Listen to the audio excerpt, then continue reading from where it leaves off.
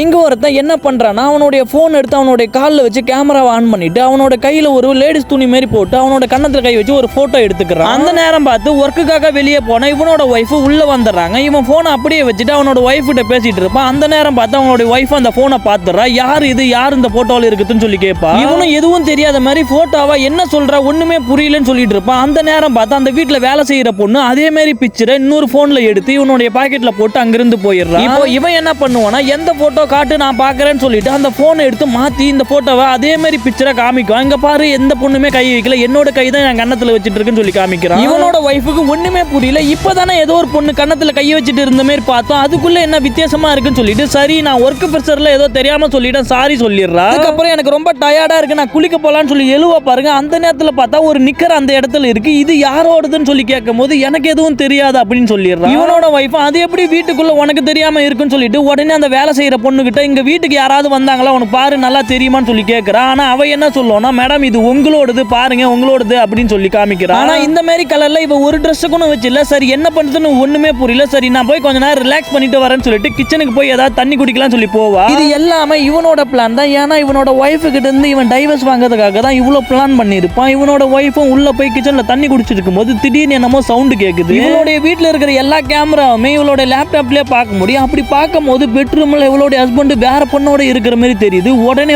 போய் பார்க்கலாம்னு சொல்லி பாப்பா. ஆனா இதுவுமே பிளான் தான். அவ வந்து பார்க்கும் போது யாருமே இருக்க மாட்டாங்க. இவன் சும்மா புக் படிச்சிட்டு இருக்க மாதிரி தான் இருக்கும். இப்பதான் பார்த்தான் கேமராவில் இங்க ஒரு பொண்ணு இருந்தா ஆனா யாருமே இல்லைன்னு சும்மா நடிக்கிறியா, எனக்கு எல்லாமே தெரியும் சொல்றா. இவன் மறுபடியும் நீ என்ன பைத்தியமா, இங்க வேற யாருமே இல்ல, நான் மட்டும் தான் புக் படிச்சிட்டு இருக்கேன்னு சொல்றா. இவளுக்கு என்ன நடக்குதுன்னு ஒண்ணுமே புரியல. இப்பதானே கேமராவில் பார்த்தா ஆனா அங்க யாருமே இல்ல, என்னதான் நடக்குதுன்னு இவளுக்கு யோசிக்கிறா. அதுக்கப்புறம் இவளே நமக்கு தான் ஏதாவது பிரச்சனை இருக்கோ என்னன்னு சொல்லி யோசிச்சுட்டு அவளுடைய ஹஸ்பண்ட் கிட்ட சாரி சொல்லிட்டு பேசிட்டு இருக்கா. அந்த நேரம் பார்த்து வேற யாரோ வெளியில பெல் அடிக்கிற சவுண்ட் கேக்குது. உடனே நான் யாருன்னு போய் பார்க்கன்னு சொல்லி போயிடுவா. ஆக்சுவலா அந்த லேப்டாப்ல பார்த்தது எல்லாமே உண்மைதான். இவ அங்க போனதுக்கு அப்புறம் இவளோட ஹஸ்பண்ட் அந்த ரூம்ல தான் அந்த பொண்ணை மறைச்சு வச்சிருப்பான்.